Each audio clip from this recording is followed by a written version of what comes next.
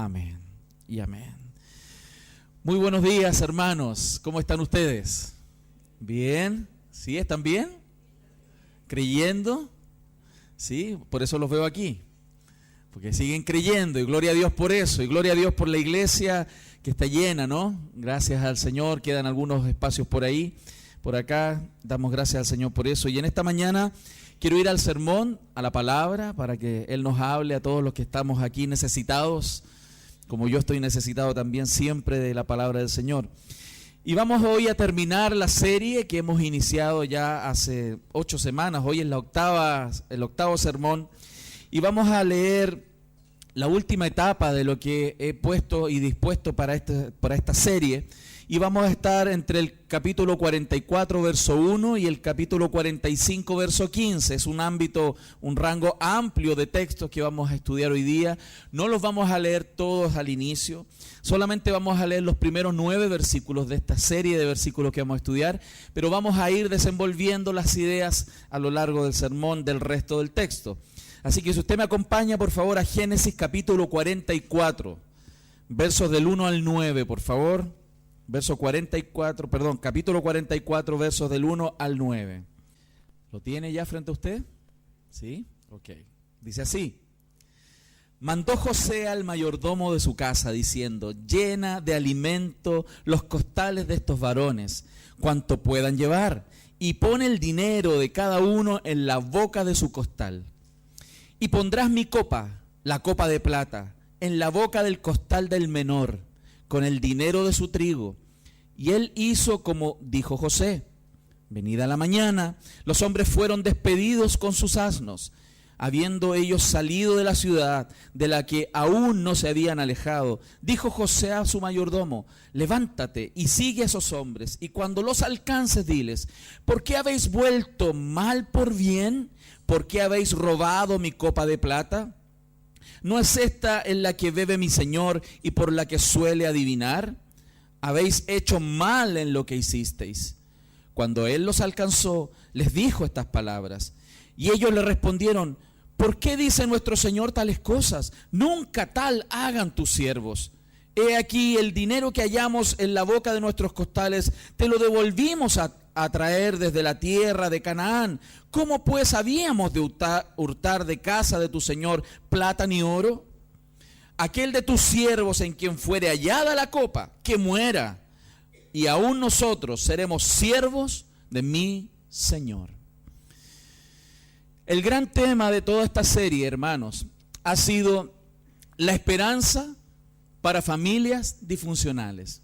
Esa es la serie, ese es el centro del mensaje, de cómo Dios puede dar esperanza a personas que vivimos en familias donde el pecado de una u otra manera ha marcado nuestra existencia, ha marcado nuestras vidas, ha influenciado nuestros comportamientos y ha gatillado sin duda situaciones que han causado probablemente mucho dolor al interior de nuestra vida y de nuestras familias.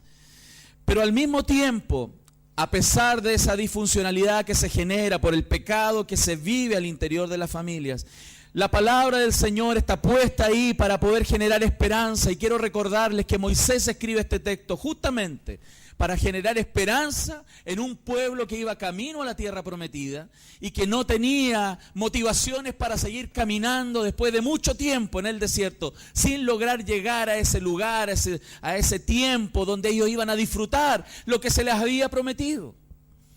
Y en ese escenario, Dios, mientras va trabajando en el corazón de José, mientras va trabajando el corazón de los hermanos, mientras Dios va trabajando en el corazón de Jacob el padre, vamos viendo cómo Dios va urdiendo todo un proceso en la vida de estas personas para transformar. Y aquella transformación real, genuina y profunda es sin duda el testimonio para nosotros que podemos tener hoy día esperanza de transformación también en nuestras propias familias.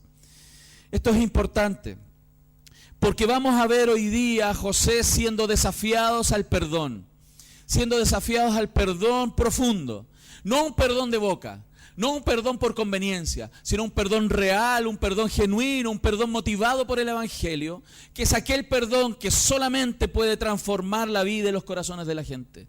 Un perdón que nace del Evangelio, un perdón que nace de la gracia y que puede sin duda transformar corazones de piedra, hermano, en corazones de carne. Y eso es tremendo, hermano, porque cuando hablamos de perdón, cuando vemos que el perdón es necesario, todos los que somos cristianos, todos los que llevan años en el Evangelio saben que perdonar es un mandamiento.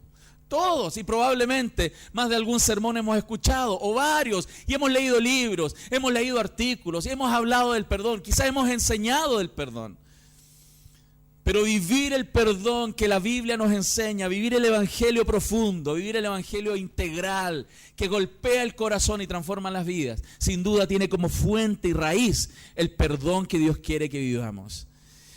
Pero surgen algunas preguntas y yo creo que el mensaje de hoy nos va a ayudar a responder a esas preguntas, porque cuando hablamos de perdón y sabemos que el perdón es necesario para una genuina reconciliación, surgen algunas preguntas que son razonables. Porque no todas las respuestas las tenemos siempre y vamos siendo enseñados por Dios y su palabra. Y aquí vienen algunas preguntas. ¿El perdón es un perdón que debe estar bajo ciertas condiciones? ¿El perdón tiene algún grado de condicionalidad? ¿Debo perdonar a pesar de que el ofensor no se arrepienta? ¿Debo perdonar si el ofensor se arrepiente? ¿Ahí sí perdono? ¿Cuál es la manera? ¿Cómo se hace? ¿Debiera hacerlo en cualquier circunstancia? Yo creo que esas cosas son las que hoy día vamos a intentar responder por medio de la palabra. Porque, hermano, tenga por cierto que Dios quiere la reconciliación. Y espero que por el sermón de la semana pasada el Señor le haya hablado de cuál es la intención de Él.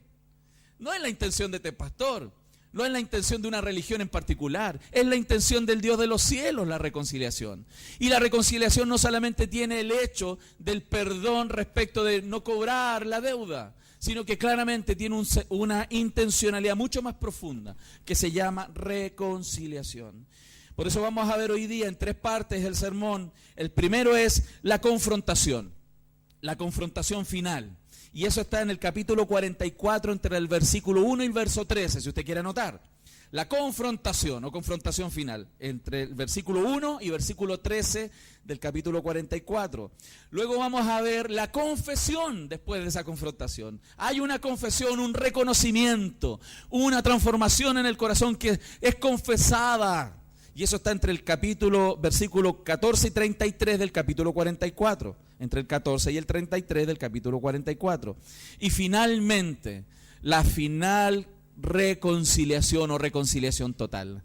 Y eso está en el capítulo 45, del verso 1 al 15. Entonces usted va a ver cómo Dios usa un proceso en la vida de las personas para llegar a la reconciliación final. Pero es necesaria la confrontación del pecado, es necesaria la confesión y reconocimiento de los pecados que hemos vivido para que pueda haber una genuina restauración, una genuina reconciliación.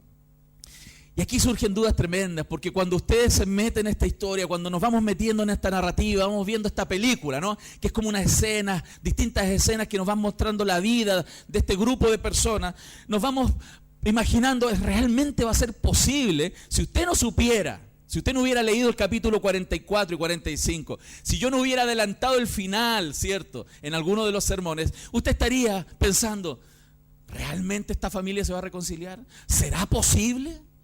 Si usted no subiera al final, estaría como en la mayoría de las películas que usted no le cuentan el final. ¿Cuál será el desenlace? Yo lo veo imposible. Es como cuando el superhéroe tiene que salvar el mundo, está todo destruido, el tipo está muerto, ya no queda nada, y de repente sale y se resuelve todo. Pero uno hasta ese minuto no lo sabe. Uno no sabe si realmente la reconciliación en esta familia va a poder ser real, si genuinamente la paz va a poder ser experimentada por una familia que ha sido tan dañada, hermanos.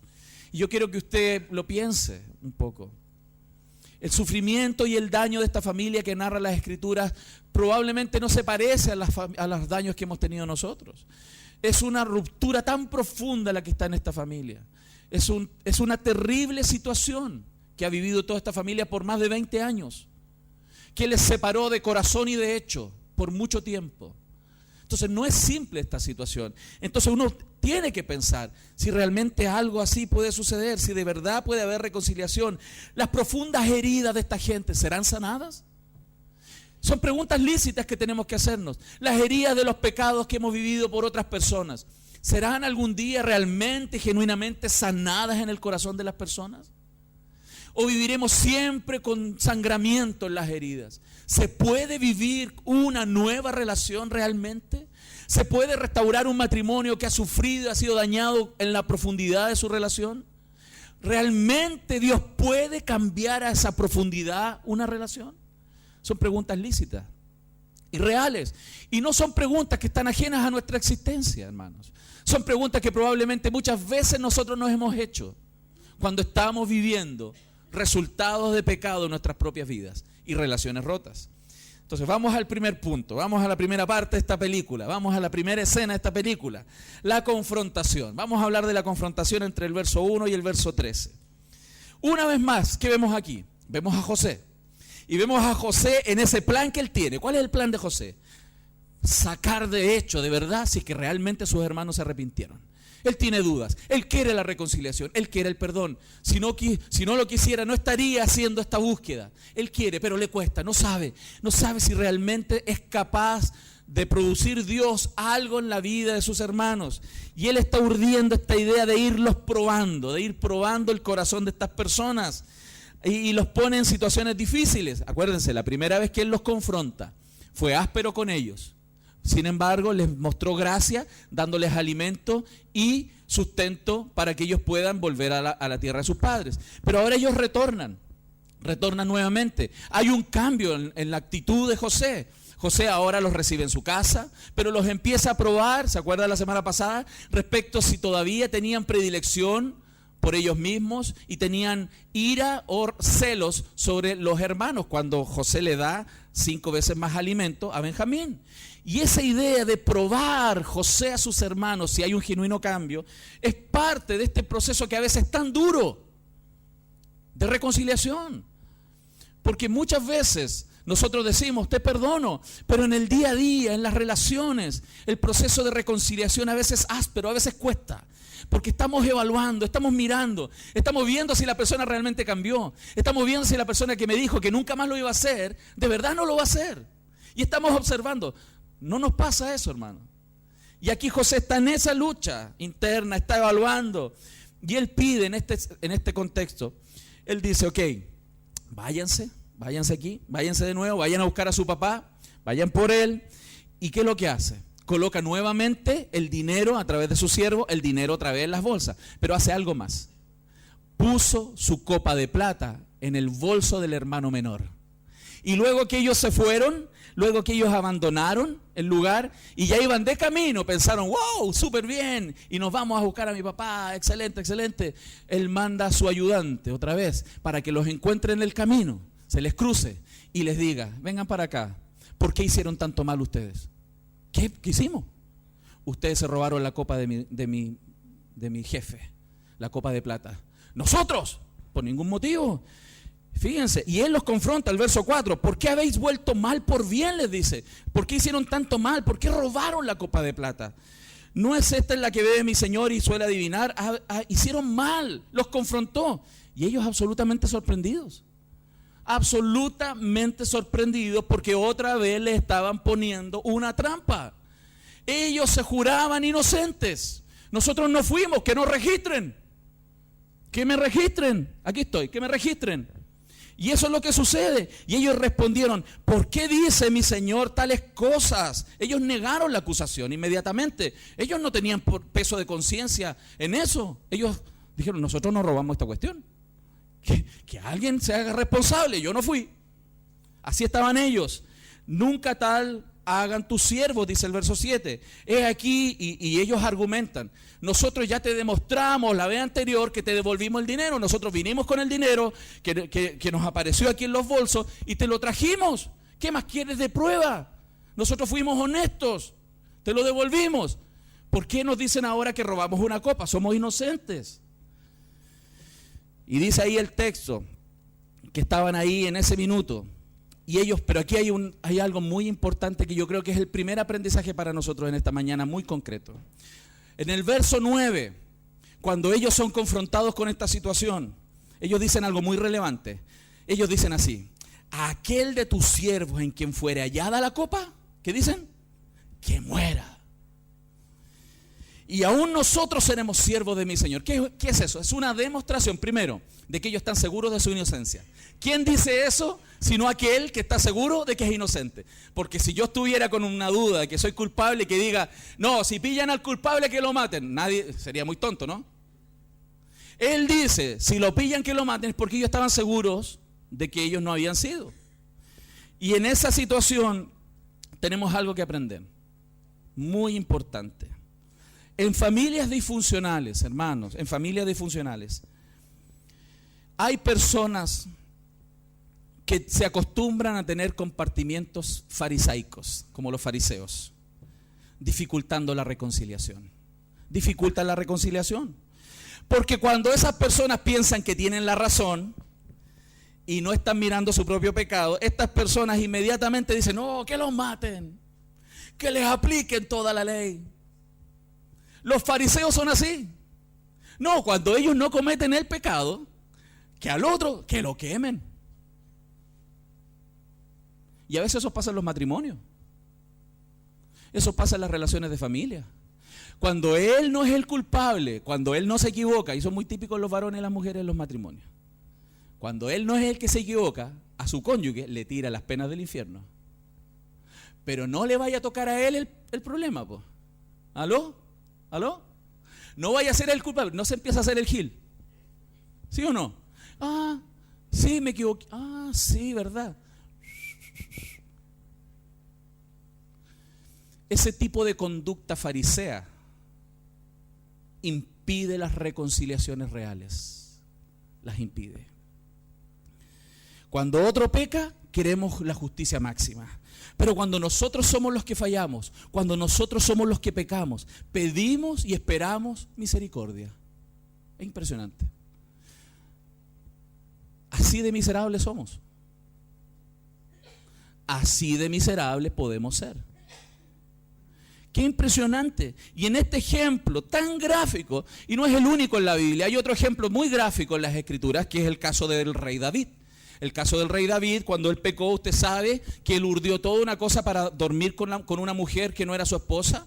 Él abusó de ella, la obligó a dormir con él. Más encima, para no salir pillado, urdió todo para que el esposo de esa mujer fuera al frente de batalla y lo mataran, para quedarse con la mujer. Ese es el rey David. Y cuando él estaba ahí, como que nada había pasado, es como que le salió su juego, le resultó su treta, viene Dios, que ve todas las cosas y usa a su profeta, al profeta Natán. Y en 2 de Samuel, capítulo 12, verso 1 en adelante, la Escritura nos narra cómo Dios usa al profeta para poder mostrarle su pecado. Porque él, imagínense, él creía que nada había pasado. Y dice la Escritura, Jehová envió a Natán a David, capítulo 12, verso del 1 en adelante, 2 de Samuel. Jehová envió a Natán a David y viendo a él le dijo, había dos hombres, y le empezó a contar un cuento. Había dos hombres en una ciudad, el uno rico y el otro pobre. El rico tenía numerosas ovejas y vacas. Uy, David debe haberse puesto ahí, espérate, deja buscar un tecito y unas galletitas porque está interesante el cuento. Cuéntame más. Y viene el tema y dice, pero el pobre no tenía más que una sola corderita, dice. El que había comprado y criado, que había crecido con él y con sus hijos juntamente, comiendo de su bocado y bebiendo de su vaso y durmiendo en su seno, y la tenía como una hija. Y vino uno de camino, el hombre rico, y éste no quiso tomar de sus ovejas y de sus vacas para guisar para el caminante que había venido a él, sino que tomó la oveja de aquel hombre pobre y la preparó para aquel que había venido a él.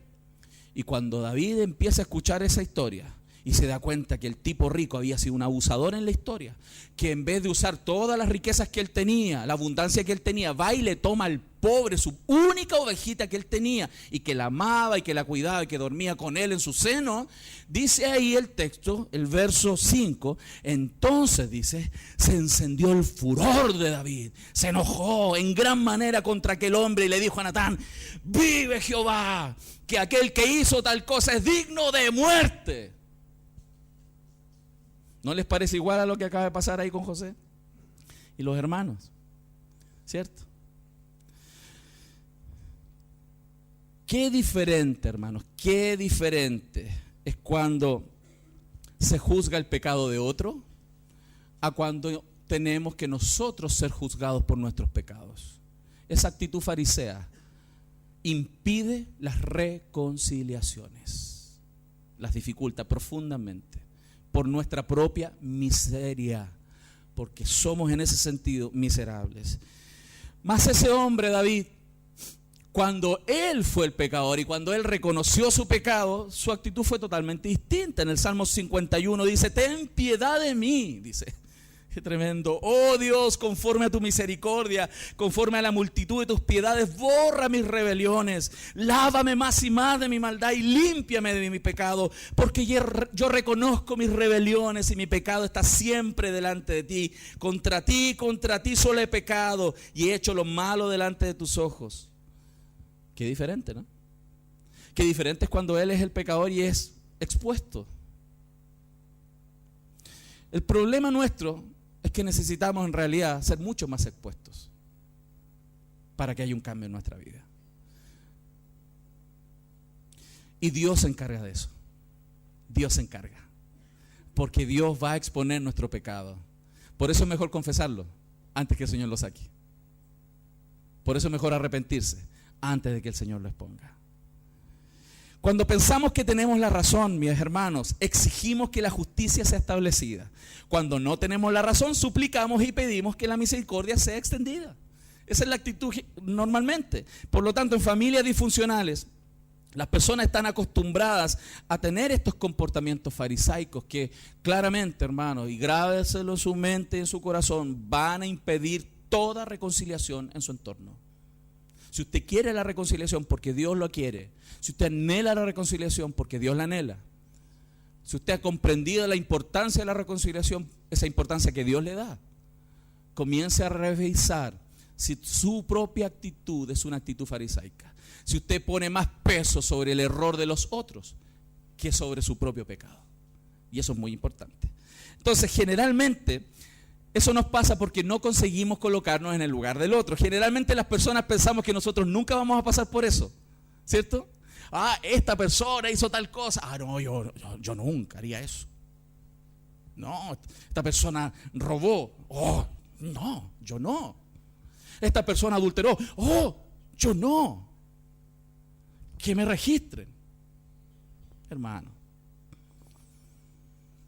eso es tener un muy alto concepto de nosotros mismos. Nosotros somos personas débiles, somos personas pecadoras. Y nos hace muy bien, hermanos, que nuestro propio pecado sea expuesto. Y tremendo, porque José, ¿cierto? Los hermanos de José, reaccionan tan brutalmente. Dicen, ok, aquel que se le pille la copa, que lo maten. Que lo maten. Y nosotros más encima, para sumar, para demostrar, que lo maten al que lo pillen y nosotros vamos a ser esclavos. O sea, ellos estaban poniendo las manos al fuego, ¿cierto? Pero aquí la prueba se pone más intensa. Y él dijo, también ahora sea conforme a vuestras palabras. Aquel en quien se halle será mi siervo y vosotros seréis sin culpa. O sea, aquí la intensidad se pone peor aún. Porque más encima, ok, aquí ¿qué es lo que va a suceder? Si pillan al que tiene la copa, ese va a pagar y los otros van a ser libres. Es una prueba intensa porque ellos sabían lo que eso podía significar. ¿Y qué sucede? Dice la Escritura. Todos los que estamos aquí leyendo el texto sabemos dónde está la copa, ¿cierto? ¿Dónde está la copa? Todos lo sabemos porque vimos la película. Ellos no saben, hermano, ellos no saben, no han visto la película. Y ellos están ahí, ok, Y dice el texto que se dieron prisa, ¿cierto? Dice, y derribaron, vamos a demostrar aquí que somos inocentes. Y se dieron prisa y pusieron todas sus cosas ahí en el suelo, sus costales a tierra. Y cada uno abrió el costal suyo. Y lo interesante, hermanos, que aquí comienzan uno a abrir su costal, tremendo, del mayor al menor. Es como si alguien supiera. Es como si alguien supiera cómo había que hacerlo para aumentar la tensión hasta el final. Uno a uno, es como una ruleta rusa. A ver, ¿a quién le toca? ¿Quién tiene la copa? Y empieza uno, no. El otro, no.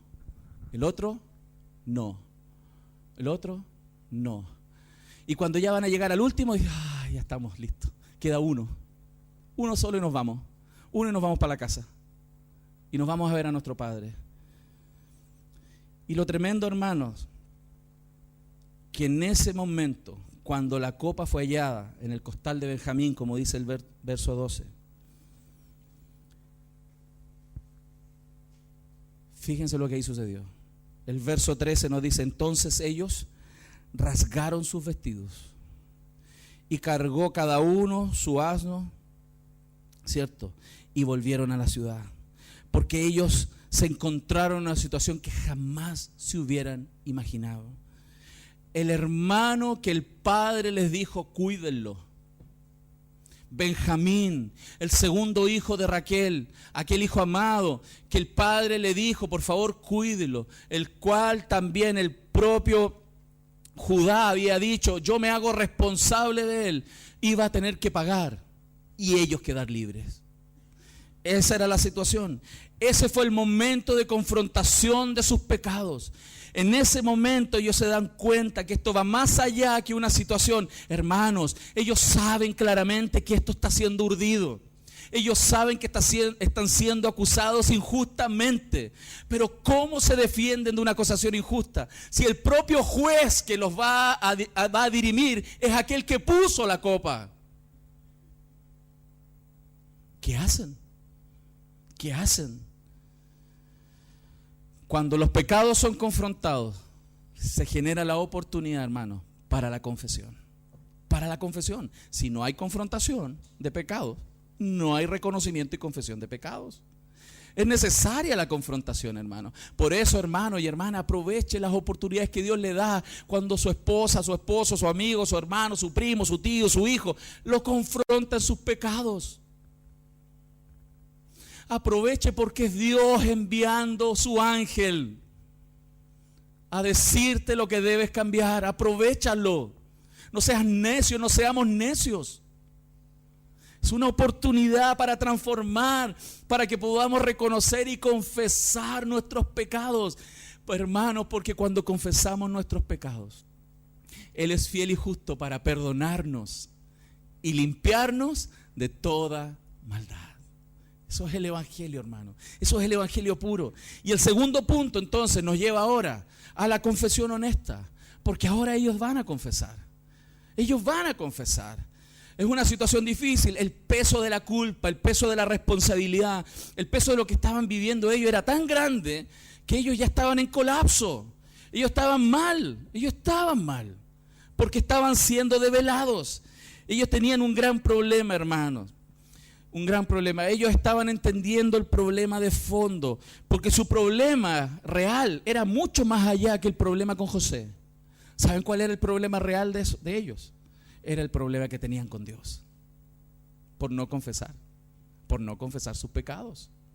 Su problema más serio no era que José los mandara a matar. Su problema más serio que el que ellos tenían es que Dios estaba detrás de todo esto. Por eso aquellos que encubren su pecado y creen que van a tener problemas con las personas, no se están dando cuenta que su mayor problema no es con las personas. Hermano, tu mayor problema es con Dios. Tu mayor problema es con Dios. Mi mayor problema es con Dios.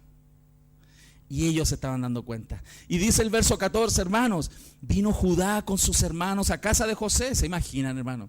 Ellos iban felices para su tierra y los pillan a mitad de camino. A mí me pasó una anécdota una vez.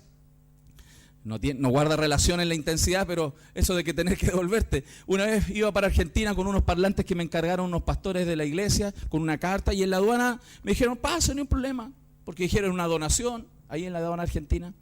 Y voy súper bien, iba con mi esposa, ya veníamos bajando la cordillera, y hay un control como 20 kilómetros más adelante, y nos paran. ¿Qué hace? No, es que eran argentinos. Y me dijo, ¿usted se pasó el control y no revisaron, usted traía mercadería? No, le dije, tiene que devolverse. Y me tuve que devolver, hermano, 20 kilómetros subiendo otra vez la cordillera, hasta arriba. Que estaba súper defraudado, yo decía, ya iba pero súper bien, ya me estaba imaginando en Buenos Aires comiendo una parrilla, hermano, en Mendoza, para allá. Y me tuve que volver, ¿se imaginan ellos? Donde más encima tenían que volver, sin saber qué les iba a pasar. Si su vida estaba en manos de José, que en ese minuto ellos no sabían. Y dice el texto que vino Judá con sus hermanos a casa de José, verso 14, y que aún estaba allí. Y se postraron delante de él en tierra. Ellos entendían la situación, ellos sabían que no podían ser orgullosos. Ellos sabían que no podían decir, ¿y qué te pasó? ¿Y por qué no hiciste devolvernos? Ellos entendían que eran responsables. Ellos entendían que estaban delante de alguien que los iba a juzgar. Ellos fueron humildes y reconocieron. Y les dijo José, ¿qué acción es esta que habéis hecho? ¿No sabéis que un hombre como yo sabe adivinar? Lo está poniendo en problemas, ¿no? Entonces dijo Judá, hermanos, ¿qué diremos a mi señor? ¿Qué hablaremos o con qué nos justificaremos? Fíjense el texto. Dios ha hallado la maldad de tus siervos. Ellos entendían, hermanos, que detrás de todo esto no estaba solo José, estaba el Dios de los cielos. Hermanos, sobre nuestras vidas y nuestras familias hay un Dios que guía todas las cosas. Y eso es maravilloso. Hay un escáner espiritual funcionando 24 horas sobre nuestro corazón y sobre nuestras vidas y sobre nuestras familias. Todo está siendo grabado. Estamos en el principal reality show del mundo, donde todos los ojos del cielo están sobre nuestras vidas. Ángeles y demonios y el Dios de los cielos está observando todo lo que pensamos y hacemos cada día. Y ellos saben que ahí están porque Dios quiere exponer su maldad. He aquí, nosotros somos siervos de mi Señor, nosotros y también aquel en cuyo poder fue hallada la copa. Y ellos están siendo humildes y le están diciendo, nuestra vida, la vida de aquel que fue hallada la copa, estamos en tus manos, tú eres el Señor. Tú puedes hacer lo que quieras con nosotros. Pero detrás de todo esto sabemos que es el Señor el que está detrás de esto. Dios trajo luz a la culpa de esos siervos, hermanos. Dios trajo luz a su mente. Y qué maravilloso instante, hermanos, cuando algo suceda en tu mente y tu corazón. Cuando Dios te esté mostrando que eres culpable de algo, no pierdas la oportunidad. No la pierdas, porque después puede ser muy tarde. Puede ser muy tarde. Ellos reconocieron su pecado y esa culpa les hizo confesar, les hizo hablar. Eso que arrastraban durante 20 años, ese sentido de culpabilidad por no haber dicho lo que tenían que decir, por ocultar y ocultar y ocultar, les carcomía el corazón. Hasta ese día donde confesaron y fueron colocados frente a frente con la verdad. Y es impresionante, que ahora estaban frente a aquel con quien no tuvieron misericordia. Ellos estaban rogando y esperando algún grado de misericordia, y ellos estaban frente a aquel con que ellos no tuvieron ninguna misericordia. A ellos les dio casi nada, desechar a su hermano y perderlo hasta la muerte.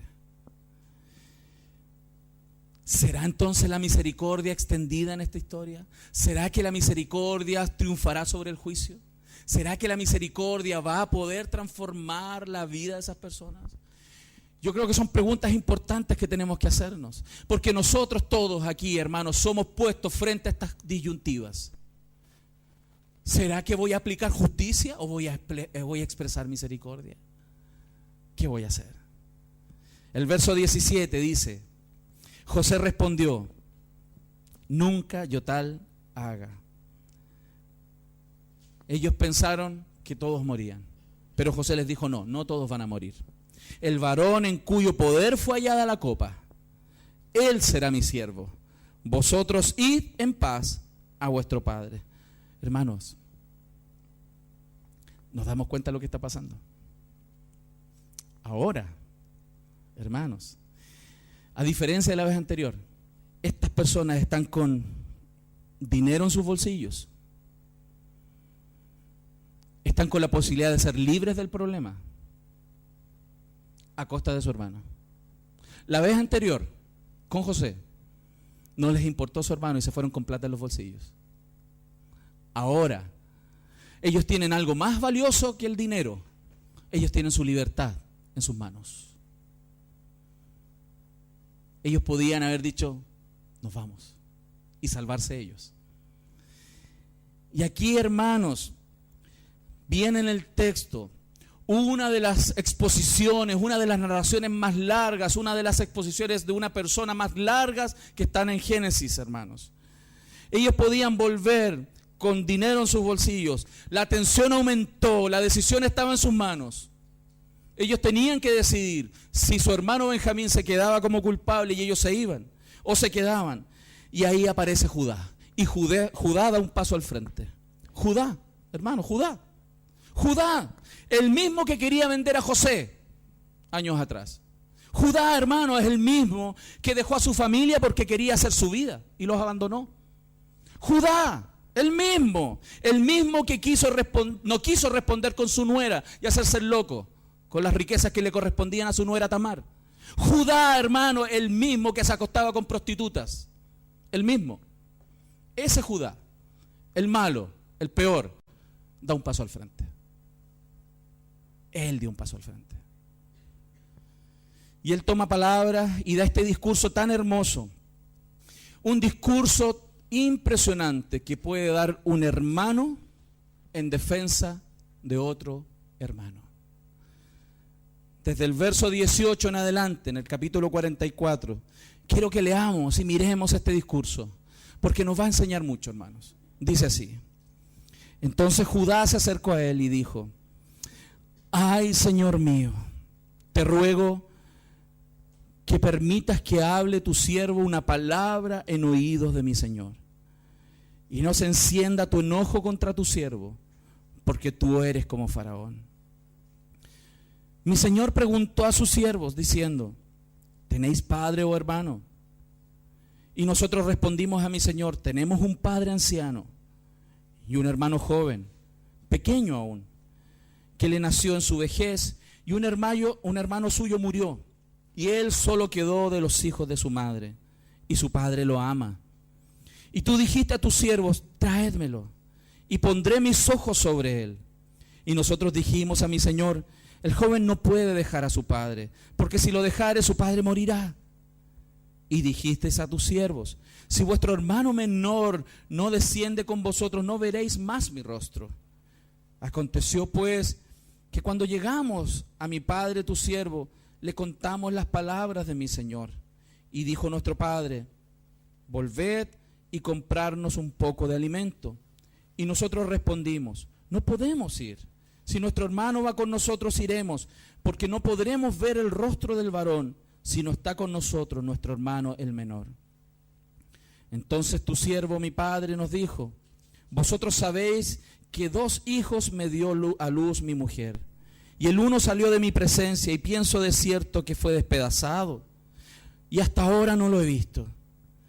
Y si tomas también a este de delante de mí y le acontece algún desastre, haréis descender mis canas con dolor al Seol.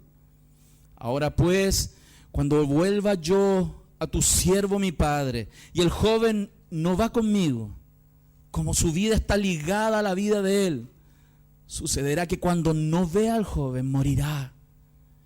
Y tus siervos harán descender las canas de tu siervo, nuestro padre, con dolor al Seol. Como tu siervo salió por fiador del joven con mi padre, diciendo: si no te lo vuelvo a traer, entonces yo seré culpable ante mi padre para siempre. Te ruego, por tanto, que quede ahora tu siervo en lugar del joven por siervo de mi Señor, y que el joven vaya con sus hermanos, porque ¿cómo volveré yo a mi padre sin el joven? No podré, por no ver el mal que sobrevendrá a mi padre. Muchas veces la palabra padre aparece en este texto. En 4 de ellas se relaciona con la tristeza que el padre podría sentir en su corazón hasta la muerte por la pérdida de aquel hijo que le quedaba muy amado. Pero quiero que usted note algo. Ese Judá ya no es el mismo. Ese Judá ya no está tan preocupado de sí mismo. Ese Judá ya no le importa tanto su comodidad y su libertad. A ese Judá ya no está tan preocupado, ¿cierto?, ni siquiera de la libertad de los otros hermanos. Él está preocupado de su viejo padre. Él está preocupado de su papito y de su hermano joven. Ese Judá cambió. Ese Judá, hermanos, está dispuesto a sustituir a su hermano. Y este es un ejemplo maravilloso donde es el ejemplo de sustitución que Cristo hizo por nosotros, donde su vida fue puesta en propiciación por nuestras vidas. Judá estaba mostrando lo valioso que es poner la vida por otro, a pesar de que el costo lo asuma uno. Estaba mostrando lo que es el evangelio, lo que es cristianismo puro. Porque cristianismo no es ir a la iglesia los domingos. Cristianismo no es cumplir algunos mandamientos. Cristianismo es poner la vida en lugar de otros. La gracia de Dios triunfa, hermanos, sobre las desgracias de familias disfuncionales. Y esta gracia hermosa es poderosa para producir carácter piadoso en la gente, hermanos. En aquellas personas donde nada se espera. En aquellas personas donde nada se espera, Dios puede trabajar y hacer un cambio. Como en nosotros, hermanos. Como en nosotros. Yo creo que usted cuando lee Génesis 38 y mira quién es Judá, y vamos en esa etapa de la película y vemos cómo es Judá y lo truculento y en buen chileno lo desgraciado que ha sido en su vida, y lo desgraciado que fue con Tamar, y todo lo que urdió y abusó de su poder y su lugar y su posición. A esa altura de la película era impensado que pudiéramos observar un Judá transformado dando su vida por otro. Hermanos, pero Dios puede hacer eso. Si tú crees que tu esposo nunca va a cambiar, no conoces al Señor de los cielos. Si tú crees que tu esposa nunca va a cambiar, es porque no hemos conocido el poder que tiene el Señor. Si tú crees que tu hijo nunca va a llegar a los pies de Cristo, es que tú todavía no conoces quién es Dios. Porque Dios sí puede hacerlo. Dios es capaz de hacerlo. Dios es capaz de cambiar personas como Judá al punto de poder entregar la vida por otro. ¿Cuántos dicen amén? Judá ahora está preocupado de su hermano, preocupado de su padre. Todo ha cambiado y esto nos lleva al último punto del sermón.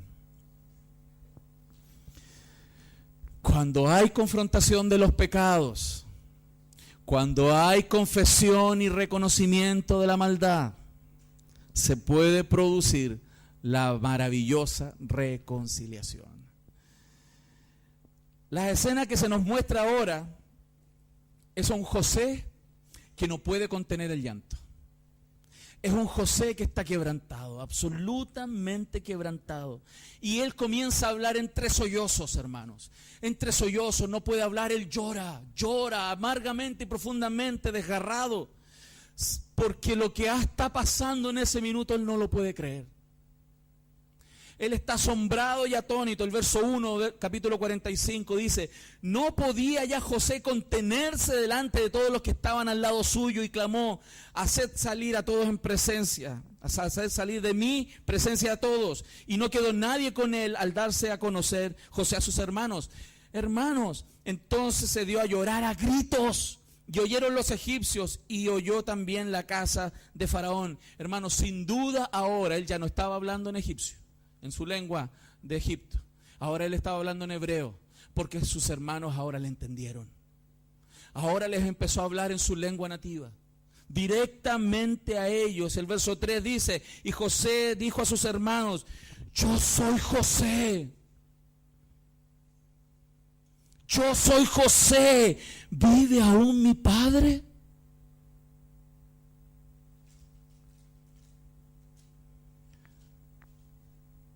¿Se imaginan el silencio en ese minuto? ¿Se imaginan el silencio en ese minuto?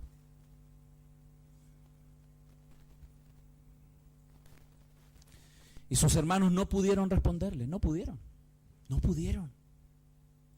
responder, porque estaban turbados, dice el texto, delante de él. Hermanos, no sabían qué decir, no sabían qué responder. A aquel que ellos intentaron matar, aquel que fue sacado de su historia personal, aquellos que ellos quisieron borrar de su historia, estaba frente a ellos. Y ahora diciéndoles en su propia lengua, yo soy José. ¿Mi papá está vivo?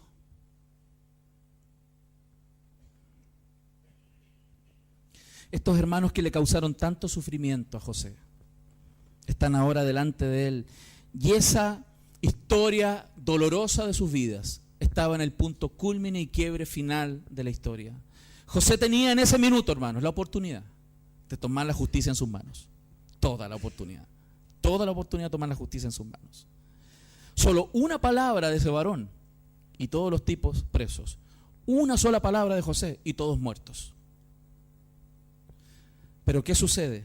José abrió su corazón y abrió su mano para la reconciliación. En ese minuto se muestra lo que realmente es el perdón. Y quiero que aprenda con la ayuda del Señor esta mañana lo que es el perdón de verdad. El perdón tiene dos niveles. Hay algunos escritores, hermanos, teólogos muy buenos, de los cuales he aprendido de esto. Y en los escritos de James Adams, que son de consejería bíblica, Ken Sand, de Paul Tripp, Robert Jones, que son muy buenos escritores en el ámbito de consejería bíblica. Ellos todos coinciden que el perdón tiene como dos fases, dos etapas, dos direcciones. Uno, el primer nivel del perdón es aquel que tiene que ver con la disposición del corazón. Y el segundo nivel de perdón tiene que ver con la reconciliación con las personas. El foco del primer nivel del perdón, hermanos, tiene que ver entre tú y Dios. Es un tema entre tú y Dios. Y el segundo nivel del perdón tiene que ver contigo y el ofensor. El primer nivel es incondicional. Y si no lo hacemos, estamos pecando. El segundo nivel requiere una condición. Requiere que el ofensor confiese y se arrepienta. El primer nivel de perdón, Paul Tripp, en su libro Guerra de Palabras, él hace referencia a cómo se puede explicar esto. El primer nivel del perdón, él le llama el perdón judicial. Tiene que ver con esta idea, en esta relación entre tú y Dios, porque cuando eres ofendido, Dios te desafía. Dios te desafía en su palabra a perdonar. Y esto tiene que ser en tres aspectos o tres compromisos. Primero, Dios te dice que tienes que soltar al ofensor de tu juicio, no tomar el juicio en tus manos y confiar en el juicio de Dios. Por eso es un tema entre tú y Dios. El primer nivel de perdón es un tema entre tú y Dios. Es donde Dios te dice, no tomes la venganza en tus manos, yo me encargo. Descansa, yo algún día traeré juicio. Yo haré pagar, si es necesario, a aquel que te ha ofendido. No lo hagas tú. Ese es el primer nivel de perdón, el primer aspecto. Y fíjense, eso se muestra en el texto, en Génesis capítulo 50. Cuando suceden unas cosas más en esta historia, José, cuando se entera después que al final su padre había muerto, y los hermanos se volvieron a asustar porque pensaron, ahora sí que la regamos. Vamos, más encima se nos murió. Ellos decían, quizás nos aborrecerá José y nos dará el pago de todo el mal que hicimos. Y ellos volvieron y llegaron donde José, le dijeron, perdónanos hermano, nosotros fuimos a buscar al papá y llegamos allá y ya era tarde, se murió. José no pudo volver a ver a su padre. Y ellos pensaron que con eso ya iba a ser el culmine, iban a morir en manos de José. Pero ¿qué dijo José? No temas. ¿Acaso estoy yo en lugar de Dios? ¿Saben por qué José dijo eso? Estoy yo en lugar de Dios, porque él ya tenía resuelto en su corazón que esos temas los paga Dios, no él. Él no tomó la justicia en sus manos. ¿Soy yo Dios para juzgar? ¿Soy yo Dios para juzgar? Hermano, pregúntese, ¿soy yo Dios para juzgar? No, no lo somos. Ese tema fue resuelto entre Dios y yo. Es como si Él le dijera, no se preocupen. Esa deuda es un tema que yo me encargo con el Señor. Ya tengo un trato con Él. No se preocupen ustedes, no paguen nada. Yo ya lo resolví con el Señor. Pero al mismo tiempo, Dios nos demanda, en su segundo foco, vaciar el corazón y la amargura. Vaciar el corazón de amargura y resentimiento. Porque los únicos perjudicados con eso somos nosotros mismos. José ya no habla con amargura de su corazón, y usted lo puede notar en estas palabras. Él ya no está amargado, él ya no tiene resentimiento. ¿Por qué, hermano? ¿Por qué no tiene resentimiento? Porque él sabe también que él es responsable de sus acciones. Él no puede actuar con resentimiento porque él pecaría. Hermanos, porque responder pecado con pecado es algo que no podemos permitirnos, porque el Evangelio no nos permite responder pecado con pecado. Hermanos, el no responder pecado con pecado es una de las demandas principales, primordiales en nuestro proceso de santificación. Y la mayoría de los cristianos no toma conciencia de eso. En otras iglesias, gracias al Señor. Lo digo por si acaso. La mayoría de los cristianos no se dan cuenta que una de las primordiales demandas de Dios en nuestras vidas es no responder pecado con pecado. Aquel que no responde pecado con pecado ha crecido. Aquel que aún sigue respondiendo pecado con pecado sigue siendo gobernado por sus pasiones desordenadas. Y el tercer punto en esta primera fase del perdón es que toma una disposición hacia la reconciliación. Aquel que de verdad entrega todo en las manos de Dios, aquel que de verdad en esta primera fase le dice, Señor, yo no voy a tomar la justicia en mis manos, está en tus manos. Aquel que genuinamente lo ha hecho va a tomar una actitud de su corazón diferente. Y el texto nos dice, así como lo hacía el Señor Jesús, ¿qué es lo que hacía Él? Él cuando veía a la gente que lo agredía, ¿qué decía? Perdónalos, porque no saben lo que hacen. Fíjense qué tremendo, porque esa es una oportunidad donde tú le dices, Dios, tienen la oportunidad, por favor, dale la oportunidad a esta persona de reconciliarse contigo. Fíjense, Jesús cuando dijo, perdónalos, porque no saben lo que hacen. El Señor está diciendo, Señor, dale la oportunidad a esa gente que me está golpeando, que se puedan arrepentir y tener reconciliación contigo. Aquel que toma la justicia en sus manos niega las posibilidades para que esas personas se reconcilien con Dios. La cierra. Todo esto que lo que José hacía, ¿sabe por qué lo hacía? Porque él estaba buscando la reconciliación. Recuerden cómo esto José lo estaba urdiendo porque él quería la reconciliación. Y todo esto estaba sucediendo para que ellos fueran probados, pero él quería la reconciliación. Mas ahora llegamos entonces al segundo nivel del perdón. El primero es entre tú y Dios, en estos tres focos. Pero el segundo nivel del perdón es la reconciliación horizontal, la reconciliación relacional. Es la búsqueda de la reconciliación o comunión, la verdadera paz, el shalom que Dios espera en las relaciones. Es una genuina restauración, es el compromiso del ofensor delante del ofendido. Es el compromiso del ofendido delante del ofensor. Es el compromiso de ambos delante del Señor de restaurar una relación. En ese momento, sin duda, la persona ya no piensa en la deuda. Por eso primero hay que resolver el tema entre Dios y uno. En ese minuto esa persona ha descansado del peso de la deuda y hoy día está en el plano, hermano, de poder restaurar. Y cuando está enfrentada a la circunstancia, cuando estamos enfrentados a la circunstancia, no usa el pasado como una cartita bajo la manga para tirársela en la cara a alguien.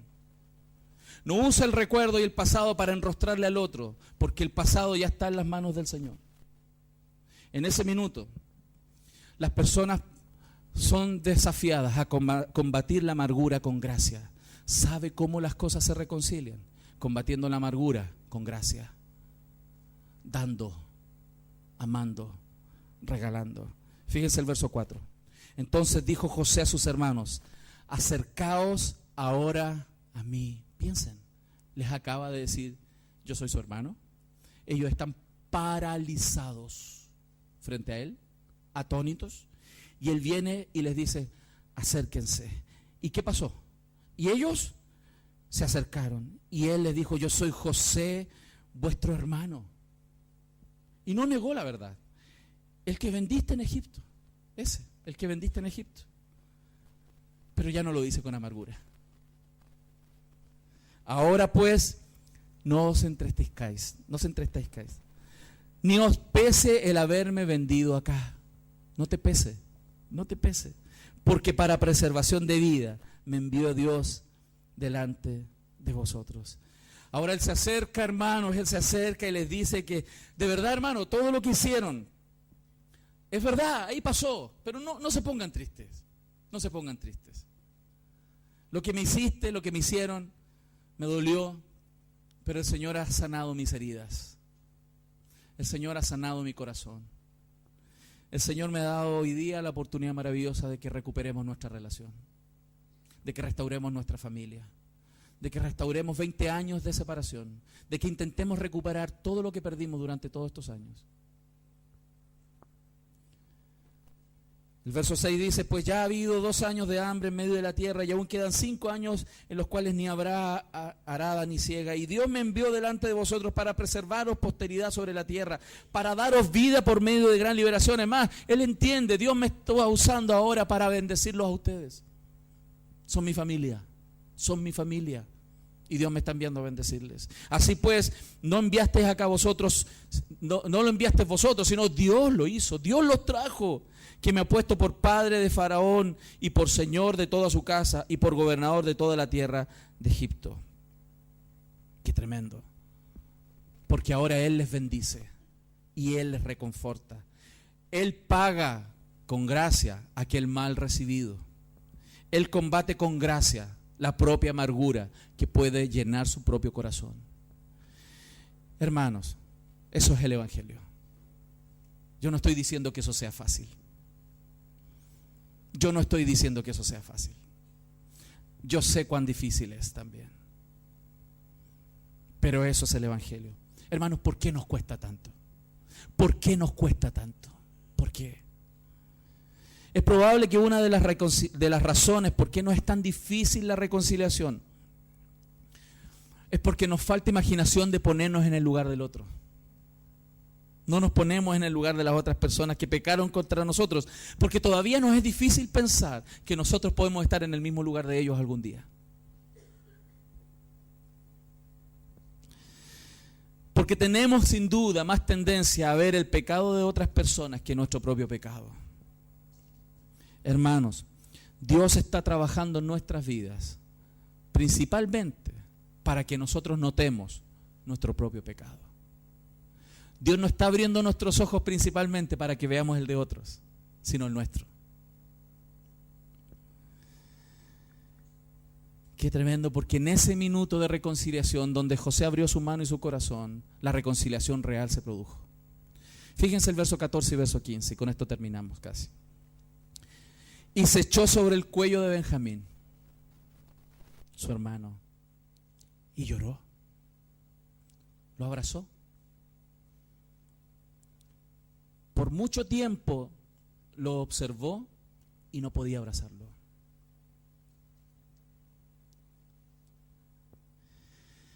Y también Benjamín lloró sobre su cuello, verso 15. ¿Y qué es lo que hizo? Hermanos? Y besó a todos sus hermanos y lloró sobre ellos, lloró sobre sus hermanos.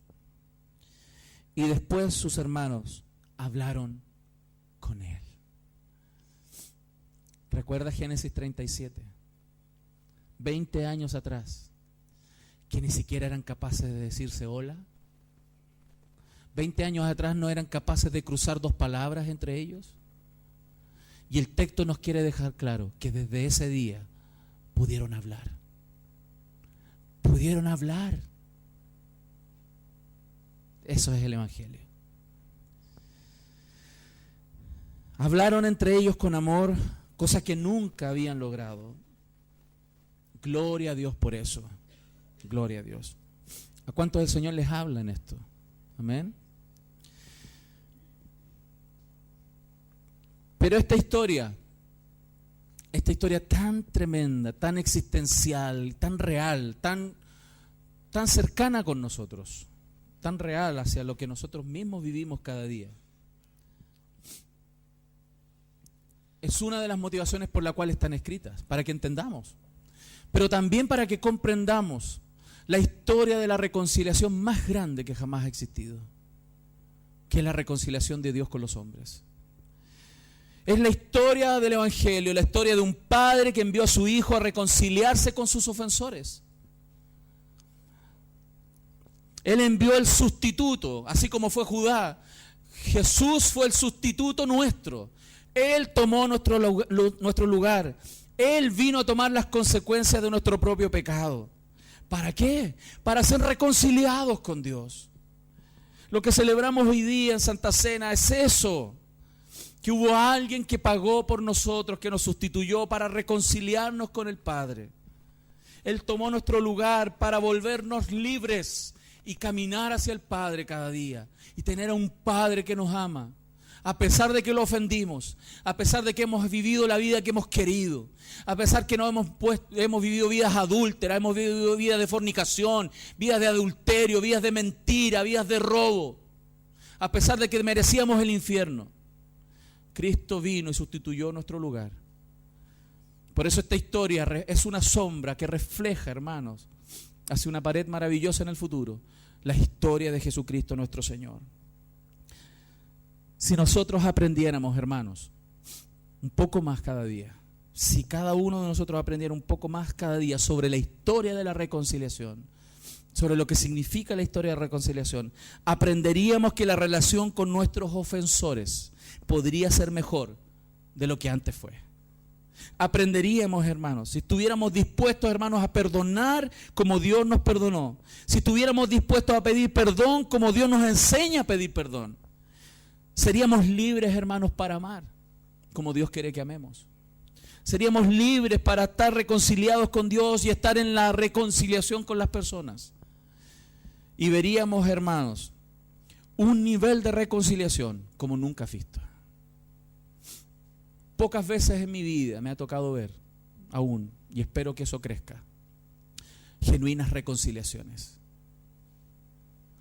Donde el estado posterior vino a ser mejor que antes de las grandes ofensas. Pocas veces lo he visto. Porque tiene que ver con el crecimiento de cada uno de nosotros frente al Evangelio, frente a cómo conocemos lo que es la reconciliación. Ellos se abrazaron y lloraron juntos, porque Dios produjo algo tan grande en sus corazones, hermanos. Porque Dios trabaja y sigue trabajando en el corazón de aquellos que tienen a Jesús. ¿Cuántos tienen a Jesús? Vamos a orar.